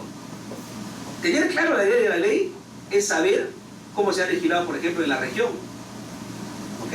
Es saber qué opina el experto tal. ¿Dónde se ha escrito? ¿En qué revista? ¿En qué libro? Es haber investigado esa idea de la ley. No solamente es comprender, repito, el problema. Segundo cuestionamiento. ¿Puedes leerlo, por favor? ¿Puedes leerlo el segundo, por favor? Tiene la seguridad de que el tema... Fuerte, por favor. Tiene la seguridad de que el tema sobre el que se pretende legislar no está regulado. ¿Cómo saber si lo que yo tengo como idea y estoy que lo someto está regulado? Con la investigación, pues. Recorriendo al experto. Yo me acuerdo en comisiones, cuando uno comienza a hacer el trabajo de investigación, todos buscábamos algo. Todos como loquitos, secretarios, asesores, secretarios técnicos, especialistas, todos buscamos información. Es una tontería buscar información todos, pues. Aquí hay que recurrir al experto, porque el experto, por ejemplo, si usted quiere legislar sobre plásticos en el país, hay que preguntarse, oye, ¿quién es el experto en este tema? ¿Quién es el men, el capo en este tema? Investiga solamente a él, lo averiguas, ubicas su nombre o su dirección donde vive, o su teléfono y lo llamas. Oiga, señor, lo llamamos de la comisión tal, queremos una reunión con usted.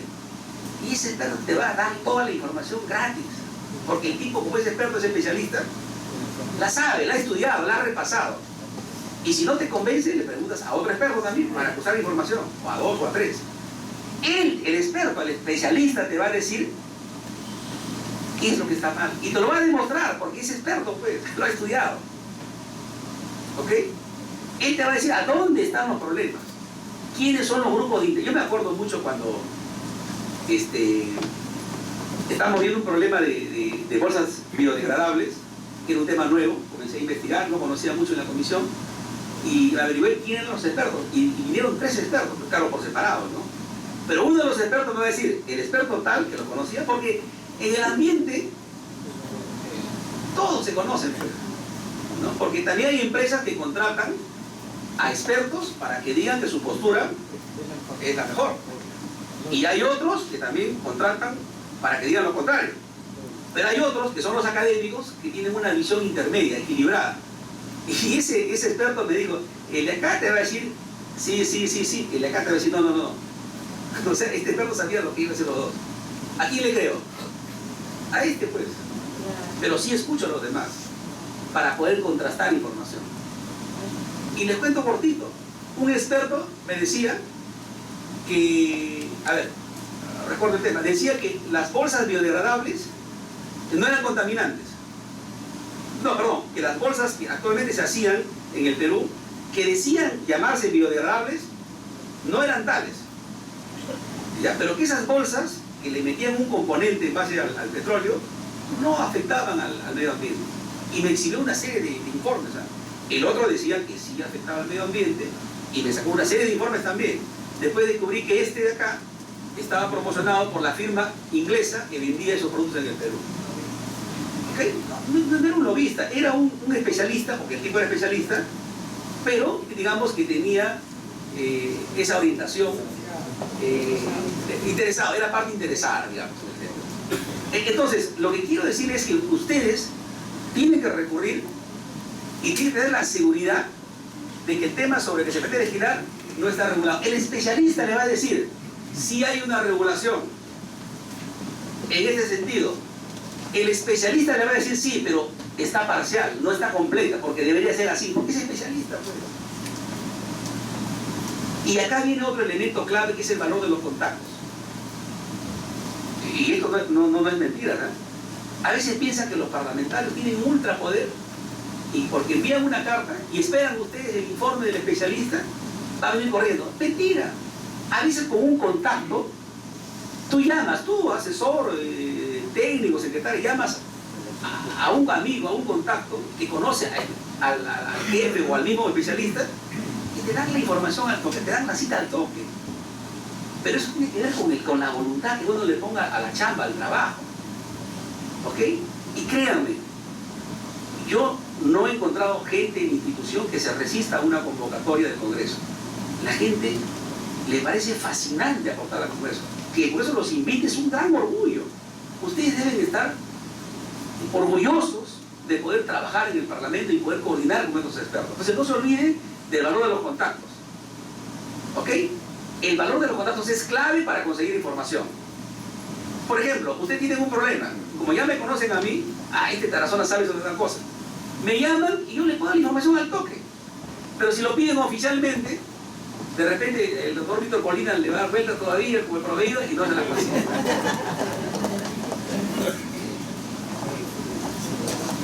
Entonces, el segundo esquema, o la segunda lista de chequeos tiene que ver con el que, si está seguro en el que el tema sobre el que se requiere legislar, perdón, no veo bien.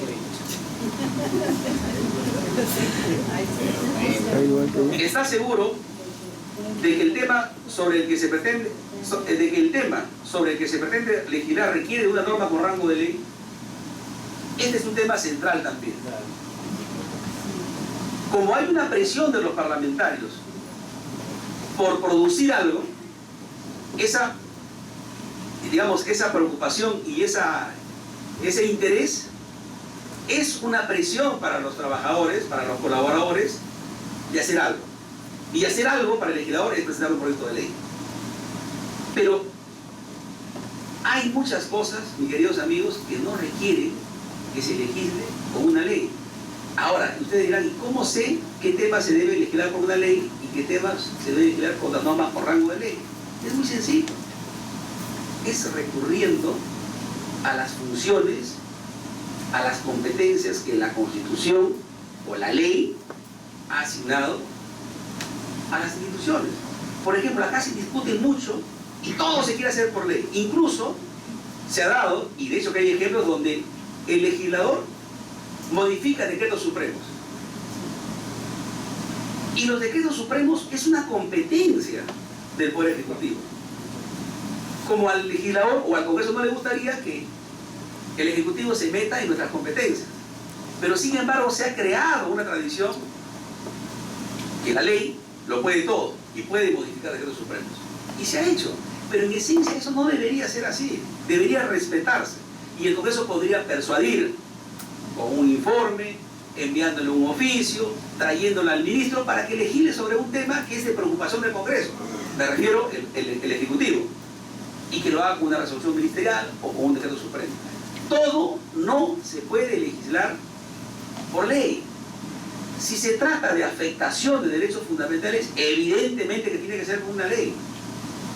Si se trata de leyes orgánicas, evidentemente tiene que ser por ley. Pero tengan mucho cuidado. Y si tienen dudas, pregunten a los especialistas. Ha habido casos, y hace poco ha pasado un caso muy notorio, en donde había cuestionamientos si el tema que se estaba tocando en el Pleno era o incidía en una modificación de una ley orgánica o no.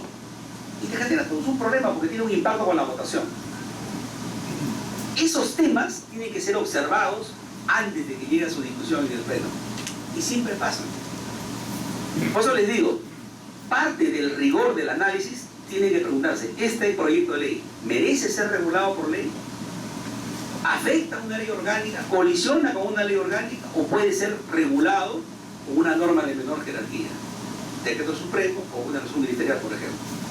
Y si ustedes llegan a la conclusión que es así, o sea, con una ley de menor jerarquía, lo que pueden hacer es traer al ministro, o enviarle la información al ministro, o citarlo al ministro por la comisión permanente, por la comisión respectiva, a efectos de decirle y llamarle la atención, ponerle en aviso y darle la información para que emita la norma que ustedes consideran que debe salir por ese sector. ¿Ok? Todo no se debe legislar por normas, por rango de ley. La otra pregunta que deben hacer es, ¿ha revisado las normas de rango superior o inferior relativas al tema sobre el que se pretende legislar? Lo que les decía, parte de la investigación tiene que ver con una revisión integral. Y esa revisión integral de las normas superiores o inferiores tienen que ver para el impacto normativo de la ley, que es de los puntos que estructura un proyecto de ley. Si yo reviso la norma inferior o superior y las normas supranacionales, voy a saber identificar con claridad cuál es el impacto de esa futura ley que yo estoy diseñando, ¿ok? Y las voy a consignar. Le voy a decir, esta norma modifica o deroga específicamente tal artículo de tal ley, o entra en coordinación con una disposición regulada por una ley supranacional, ¿verdad? La voy a identificar porque esta también es una exigencia, es decir, cuál es el impacto de la norma. Luego explicaré con mayor detalle eso. La pregunta 5 tiene que ver si ha revisado la legislación comparada relativa al tema sobre el que se pretende legislar. La legislación comparada es muy ilustrativa porque nos va a permitir abordar o saber cómo en otros países se ha tratado el tema, cuáles han sido sus resultados. Y es válido que en el proyecto de ley uno pueda indicar igual regulación se ha dado con tales resultados en tal país y poner estadísticas, cifras, comentarios, opiniones. ¿Para qué? Para fundamentar adecuadamente su iniciativa legislativa.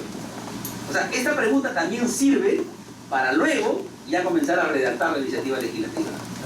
¿Ok? El otro punto, el punto 6, ¿ha estudiado las opiniones de los especialistas en el tema sobre el que se pretende legislar? Lo que les decía, recurrir a los especialistas, pero estudiar no significa escuchar, porque el especialista, como comenté, puede tener también un interés, salvo los académicos. Los académicos tienen un interés académico, pero hay especialistas académicos y hay especialistas rentados también. Y tú puedes conseguir en el mercado de todo. Un especialista que tú lo rentas y te dice lo que quieres escuchar. Por eso es bueno recurrir a los especialistas académicos, que, repito, su único interés es el académico. Entonces, lo que se debe hacer es estudiar las opiniones, no escuchar las opiniones solamente. Hay una gran diferencia. Cuando uno recurre a un especialista para convencerte con esta lista de chequeo que tu idea de la ley es buena, hay que estudiarlo, o sea, hay que contrastar con otro especialista. Hay que cuestionar al especialista en base a las preguntas para tener la rigurosidad y la seriedad de lo que estamos proponiendo. Y eso le va a servir al parlamentario para que cuando a él lo cuestionen, ya cuando nace la ley, o perdón, cuando ya se comienza a activar el procedimiento legislativo y le consulte, ustedes ya lo estudiaron. Alguien lo cuestiona, le pregunta, como decís, así ves, que hay un informe en ese sentido. Todo este rigor que se hace antes de la presentación, o sea, toda esta evaluación ex antes, sirve para que cuando ya se presente el proyecto y entre a la etapa legislativa, Los cuestionamientos que se puedan dar, ustedes ya lo han averiguado, ya lo tienen claro. O sea, no es un trabajo por las puras. No sé si me estoy dejando entender hasta aquí. ¿Está claro? Correcto. Vayamos a la pregunta 7. Ha desarrollado un estudio de costo-beneficio de la futura ley. Este es un tema central. Algunos me dijeron, es una tontería eso, porque el costo-beneficio al final de cuentas los parlamentarios deciden. Sí, pues, lamentablemente los parlamentarios deciden, pero no debería ser así. Y de todo el proyecto de ley, lo peor que se trabaja en el Parlamento peruano es ese extremo. Porque se dice, ustedes deben saber lo que se pone casi todos. ¿Qué se dice? A ver, ¿te recuerdas tú? ¿Este proyecto de ley qué cosa? Y esa es una gran mentira, pues. Pero hay que distinguir. Todo proyecto de ley genera un impacto. Es que el proyecto no se va a hacer pues en la luna ni en el aire, no se está haciendo en la tierra, en el Perú. Entonces, todos los proyectos tienen un impacto. No digo costo, es otra cosa. Por eso, cuando uno habla del análisis costo-beneficio, no debería hablar de un costo-beneficio vinculado a lo monetario.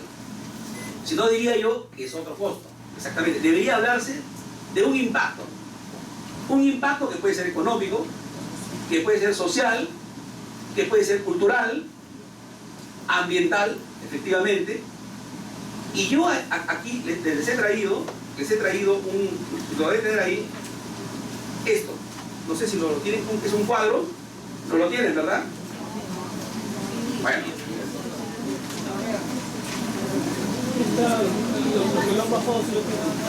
Ya, después lo ven, miren.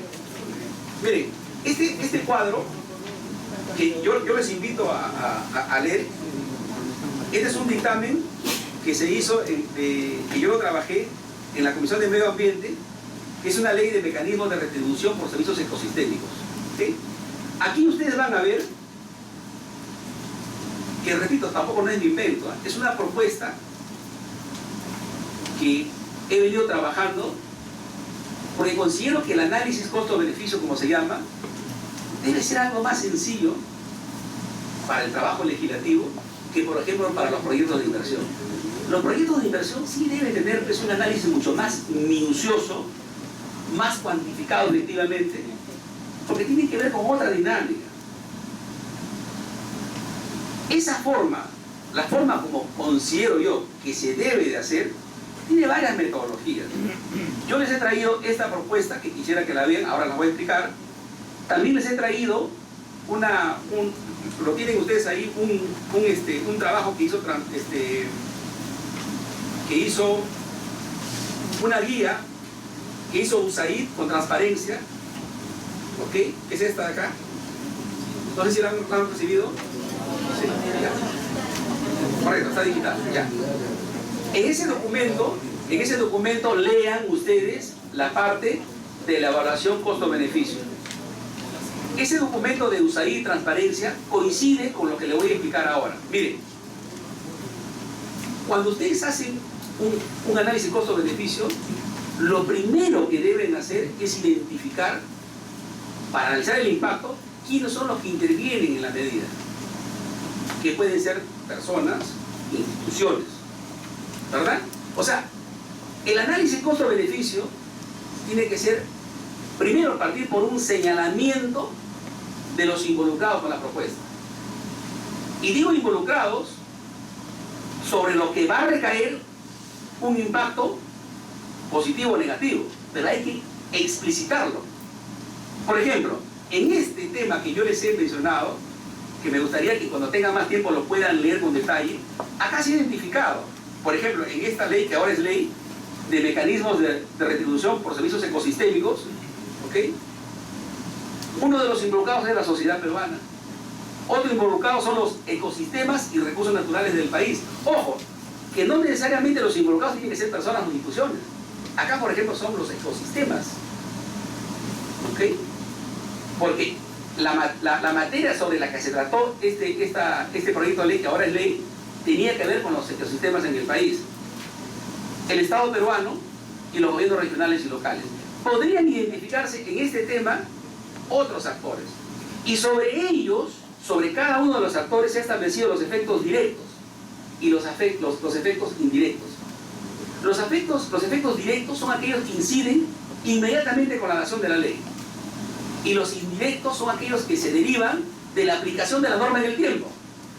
Porque obviamente cuando la ley entra en vigencia, no tiene ningún impacto, pues no, o sea, ha entrado ahorita. ¿Ok? Pero cuando se va aplicando en el tiempo, sí se generan varios impactos. Que esos también deben ser susceptibles de una evaluación. Lo que se hace aquí es proyectarse esa evaluación. O sea, el legislador piensa cómo esta norma va a impactar. ¿Cómo podría impactar y sobre qué actores va a impactar? ¿Para qué? Para que la toma de decisiones sea una adecuada.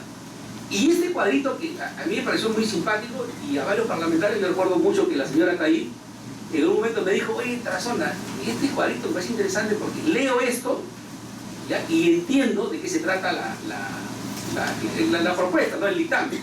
Porque a veces los parlamentarios y los asesores tienen un montón, o sea, hay hojas, 40 o 50 hojas, y no hay nada que resuma. Bueno, este cuadro, que repito, les invito a leerlo, puede ser un mecanismo que algunos secretarios técnicos lo están usando de una manera muy concreta, muy precisa, para hacer un análisis costo-beneficio. Ahora, si ustedes pueden cuantificar, genial, pero para que puedan cuantificar, tienen que tener información. Y otra vez la información. Y para tener información, tenemos que tener servicios de información especializados que te provean esa información. Repito, el tema de los billetes electrónicos. Si tuviéramos un servicio que haga análisis presupuestal, la comisión le podría pedir a ese servicio, que es una unidad orgánica, a ver, quiero saber con la alternativa 1 cuánto me costaría, con la alternativa 2 cuánto me costaría, con la alternativa 3. Y ese servicio de análisis presupuestal te diría, ante la alternativa 1 te costaría tanto, 2, 3, tú tomas la decisión. Porque evidentemente el servicio no le va a decir al legislador qué es lo que tiene que hacer, pero sí le puede plantear alternativas. ¿Qué es lo que hacemos hoy en día? Es una cosa, pero es una barbaridad. El Congreso hoy en día legisla, controla, ¿qué me falta? Y representa con la información que te da el Ejecutivo o los gobiernos regionales y locales. Yo quiero legislar sobre agua, le pido informe al Ministerio de Economía y Finanzas. Yo quiero controlar, le pido informe sobre un control al Ministerio tal. Eso no puede ser, pues, si nosotros nos fundamos en un sistema de separación de poderes, tenemos que tener nuestros propios sistemas de información para que nos den la información a nosotros. ¿Por qué? Porque si tú le pides al Ejecutivo para controlar al Ejecutivo, el Ejecutivo tiene interés. Te responde cuando le da la gana, te responde lo que quiere y él te responde lo que tú le has pedido. ¿Por qué? Porque el Ejecutivo es parte interesada en que el Congreso no lo controle. ¿Me dejo entender, verdad? Entonces lo que tenemos que procurar es que el Congreso, poco a poco, yo no digo de la noche a la mañana, tenga servicios de información, de investigación, servicios presupuestales debidamente sólidos, donde tengamos expertos internos y externos, o en base a convenios con las universidades, que le puedan decir a los legisladores, el Ejecutivo no está informándote correctamente, porque hay que contratar. Esta es la información que tú debes considerar. En los sistemas presidenciales como en Estados Unidos así opera. No crean ustedes que los parlamentarios, las comisiones le preguntan al Ejecutivo, dime cuánto te ha costado tal puente o tal carretera. No, sus propios técnicos hacen las investigaciones. Y esos técnicos del mismo servicio parlamentario te proveen una información muy buena, muy especializada para que los parlamentarios hagan el cuestionamiento del Ejecutivo. Y así se potencien las cosas. En el tema presupuestal es peor todavía, y ustedes lo saben. El Ejecutivo cuando envía el presupuesto al Congreso de la República, lucha porque nadie le mueve un pelo, ¿o no es así? Así es, pues. Entonces, ¿qué es lo que pasa? Si tuviéramos nuestros propios especialistas, y no me refiero a uno, a un secretario técnico, sino a 10, por ejemplo, que podrían analizar ese expediente voluminoso, no, casi no, toneladas de papeles del presupuesto de la República, podría haber una mejor gestión del presupuesto y un mejor control, y por lo tanto un mejor proyecto de ley de presupuesto. Entonces, por eso le digo, es importante que tengamos en el Parlamento servicios que provean ese tipo de información especializada. Y en el tema presupuestal estamos todavía, yo diría, en nada, ¿no?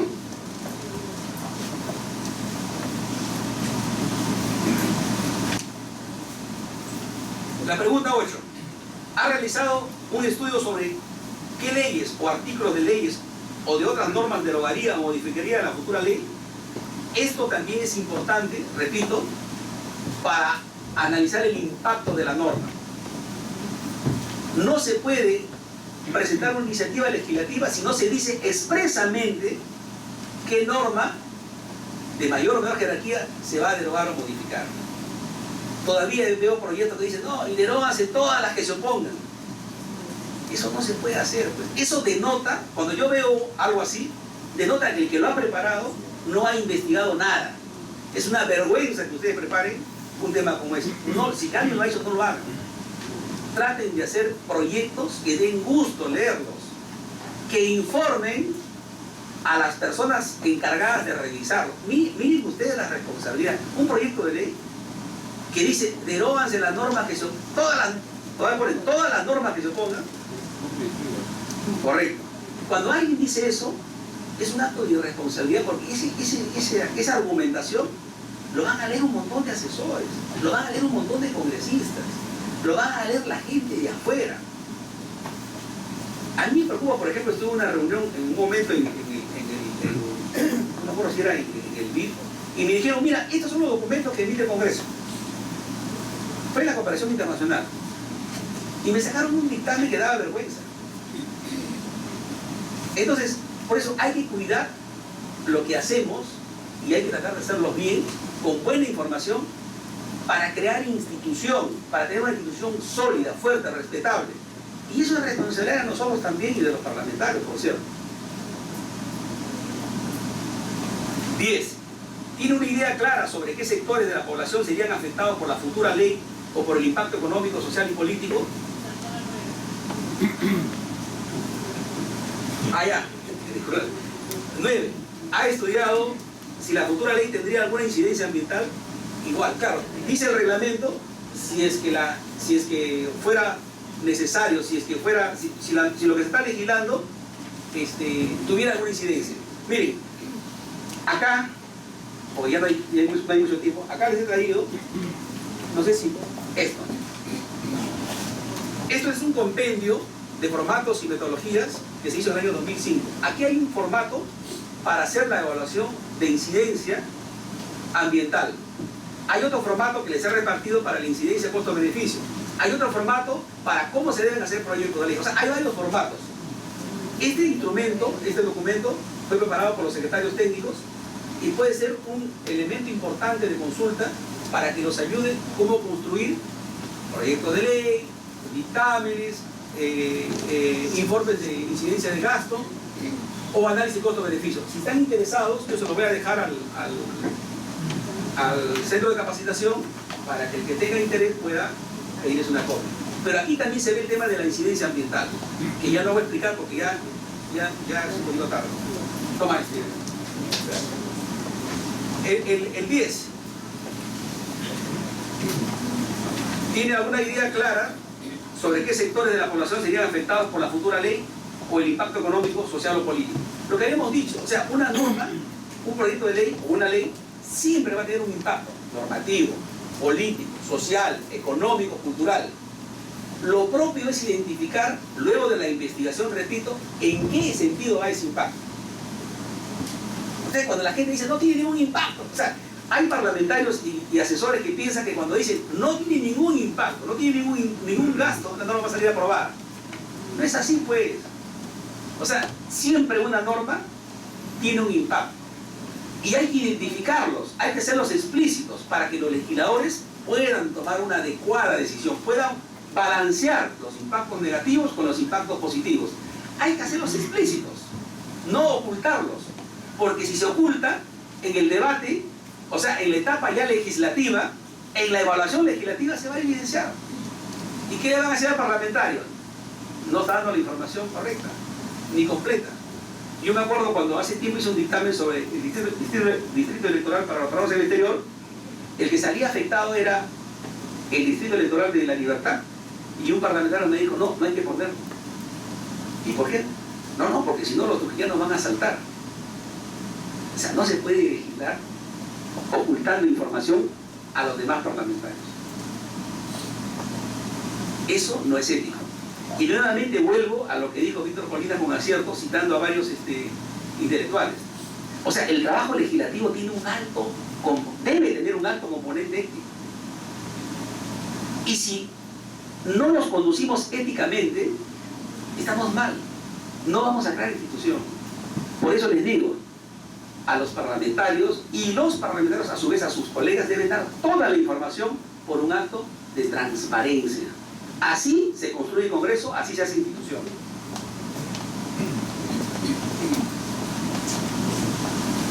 La pregunta 11, ya vamos terminando, es si el proyecto o la idea de la ley, la estructura que tendría la futura ley, si tiene libros, títulos, secciones, capítulos, artículos e incisos. Esto tiene que ver con la técnica legislativa, y ustedes lo pueden observar en el manual de técnica legislativa, o en otro curso que podría ser el centro de capacitación. Y la pregunta 12 es si el proyecto de ley cumple con todos los requisitos que exige la legislación y el reglamento del Congreso. Aquí, como ustedes saben, hay una serie de requisitos establecidos en el artículo 75, 76 del reglamento que tendrían que evaluar. Vamos terminando. Ya tengo claro la idea y ya pasé el rigor de la lista de chequeos y yo creo que mi tema va. Ahora, para documentarlo, para nutrirlo, para reforzarlo o para investigarlo propiamente la idea, ¿a dónde puedo recurrir? Aquí les hemos puesto una serie de portales interesantes. Está el portal del Estado peruano, está el archivo digital de la legislación del Perú, está el SPIC, está el archivo histórico de los tratados, es decir, está en el punto 8 de la jurisprudencia constitucional. Hay una serie de fuentes, de recursos de información que ustedes pueden recurrir. ¿Ok? También está en la siguiente página, por favor, el link, que es esta base de datos es impresionante, es un sistema de información, y yo los invito a ver, que lo administra la Biblioteca de los Estados Unidos, que tiene información sobre lo que ustedes se puedan imaginar de lo que hay en el mundo. ¿Ok? Hay más de 200 países que están incorporados al CLIN. Pasamos, por favor. También el Congreso tiene recursos de información que ustedes no conocen. Por ejemplo, hay un trabajo especial. Imagínense que ustedes que les piden a ustedes legislar, para seguir con el tiempo, con el ejemplo, sobre bolsas biodegradables. Y no son expertos en ese tema, pues, pero quieren tener información. Acá en el Congreso hay una institución, o sobre cualquier cosa que se les ocurra. Acá hay un servicio que para mí es fantástico, se llama carpetas temáticas. No sé si acá hay alguien de ahí, no sé. Acá. Ustedes le piden carpetas temáticas sobre el tema que quieran y tienen una base de datos impresionante. ¿Cuántos registros tienen ahora? Yo lo dejé en 10.000, serán 12.000, 15.000 registros. Si ustedes quieren legislar sobre vehículos usados, por ejemplo, o sobre bolsas biodegradables, o sobre lo que se les ocurra al parlamentario y quieran investigar, lo peor que pueden hacer ustedes es perder tiempo, pues, porque ustedes no son expertos en búsqueda de información. O sea, el buscar información es un expertise. Yo no soy experto en buscar información, ni tampoco pretendo serlo. Ni ustedes tampoco lo son. Ni Víctor Colina, ni mi amigo Pablo Lévano. Pero aquí en el Congreso hay gente especializada en buscar información, que es un área que pertenece al DIC, que se llama carpetas temáticas. Así se llama, ¿no? Ya. Entonces, si ustedes le piden a ellos información sobre vehículos usados, por ejemplo, ¿qué cosas le van a dar? Claro, esa información la tienen que utilizar para su trabajo de investigación, para redactar la idea de la ley, ¿verdad? ¿Qué le van a dar? Le van a dar antecedentes, todos los proyectos que se han presentado sobre este tema. Le van a dar libros, o sea, registros bibliográficos. Le van a dar artículos publicados en las páginas de internet. Pero claro, ellos no le van a dar tonterías, le van a dar información, por ejemplo, de internet actualizada, de una fuente confiable, de una universidad, por ejemplo. O sea, le dan información pura, interesante, muy buena, que le va a servir a ustedes para que hagan su trabajo en el diseño legislativo. Le van a dar lo que hacen las revistas, lo que han opinado los expertos en los recortes periodísticos.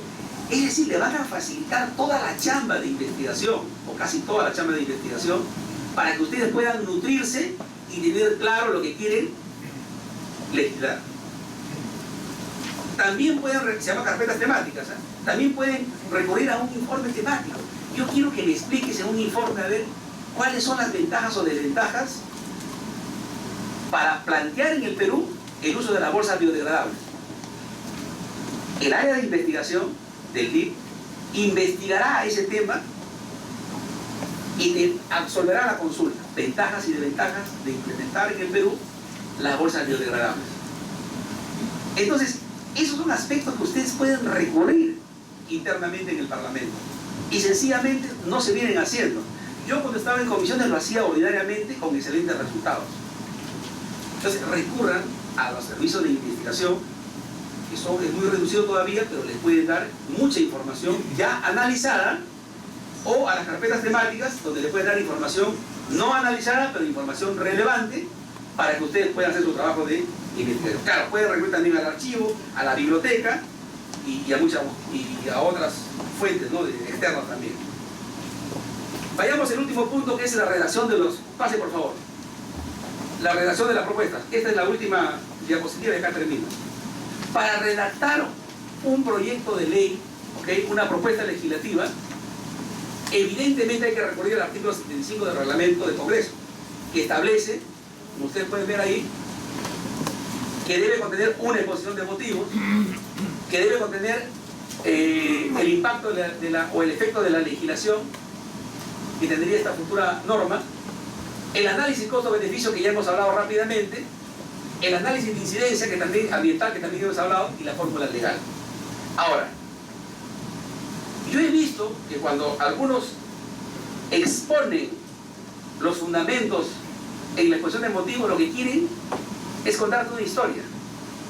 Uno debe partir identificando cuál es el problema que se quiere resolver y luego explicar los fundamentos legales, constitucionales, económicos o fácticos de que con la nueva medida que tú planteas, ¿cómo se resolvería? En eso consiste la fundamentación. No contar la historia, páginas de páginas, ¿no? El proyecto no tiene por qué ser un documento de 40 hojas, sino ir de frente al grano. Este es el problema, lo pienso resolver de esta forma, ¿no? Y estos serían los impactos. Puntuales, concretos, claros, sin mucha vuelta, con párrafos claros. Un solo párrafo debe expresar una sola idea. Y así ir avanzando. Y me voy a referir también a la fórmula legal. La fórmula legal es un tecnicismo que se debe recurrir al manual de técnica legislativa. Y si aún así hay cosas que no se entienden, porque a veces, y a mí me pasa, parece que está redactado excelentemente bien, pero uno debe recurrir, y acá otra vez hay una unidad chiquita que ahora va a ser área, que se llama técnica legislativa, donde parece increíble, hay expertos que indican la forma correcta de redactar una norma. Es la oficina de técnica legislativa, y ahora, con la decisión de la mesa, que Víctor Colina asesora, va a ser un área.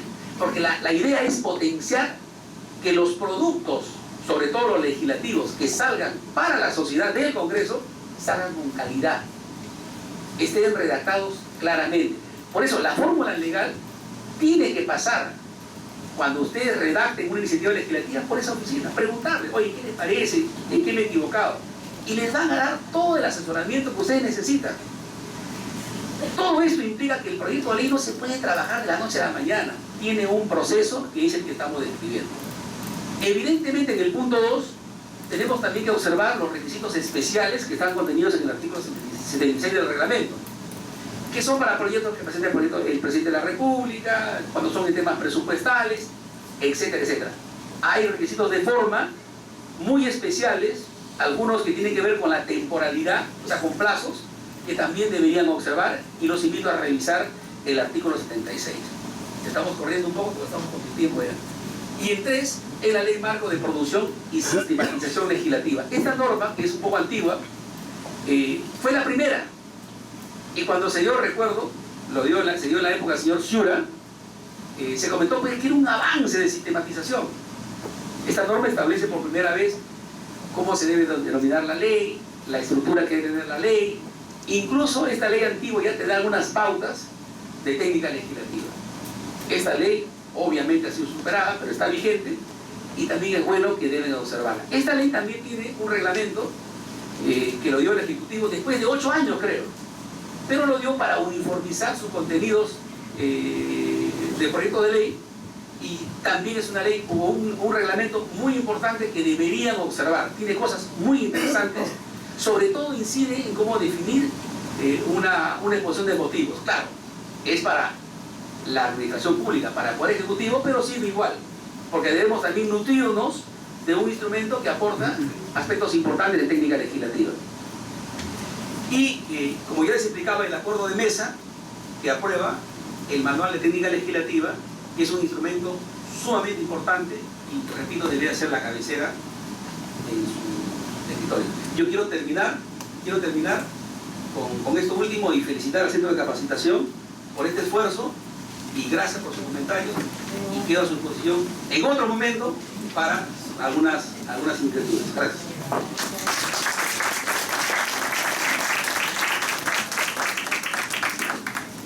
Queremos invitar al doctor Víctor Colina, previamente felicitar como siempre la extraordinaria exposición didáctica del estudioso Roberto Tarazona. Sin más preámbulo, las palabras al doctor Víctor Colina. A nombre de la Presidenta del Congreso y del Centro de Capacitación, y siguiendo un poco para interiorizar la importante disertación del doctor Tarazona, utilizar su programa de proyecto de ley para agradecer. Así que comenzaremos primero que hemos tenido la idea de cómo le agradecíamos. Luego hemos estudiado esa idea de cómo agradecerle. Luego hemos recurrido a la información de los asistentes para ver cómo le agradecíamos, ¿no? Luego hemos redactado la forma en que podemos agradecerle, la ha firmado el jefe del Centro de Capacitación, y le entregamos finalmente este certificado de agradecimiento y de reconocimiento por su importante disertación, para que usted lo pueda entregar a su vez al control de personal para su legajo personal. Muchísimas gracias.